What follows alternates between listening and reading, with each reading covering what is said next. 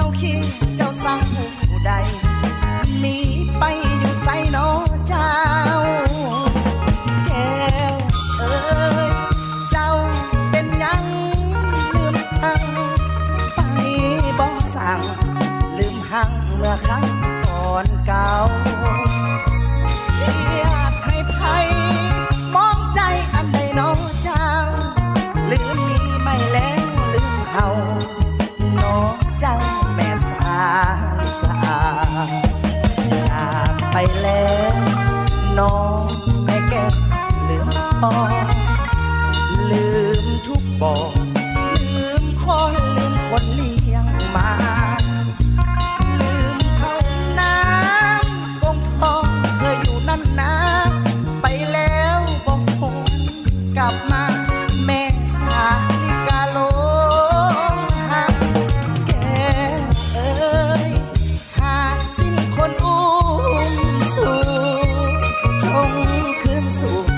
คนเดิมน้องอยู่แต่หลังยังคอยท่าแม่สาลิกาลงหักสิห้องหัวใจอายยังเป็นหังต่อทับแก้ว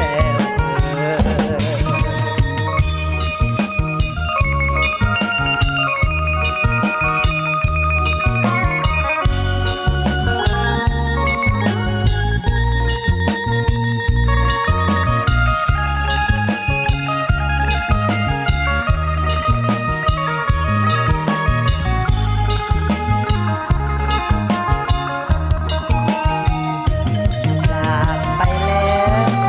น้องแม่แก้วพ่อลืมทุกบ่อนลืมคนเลี้ยงมาลืมเขาน้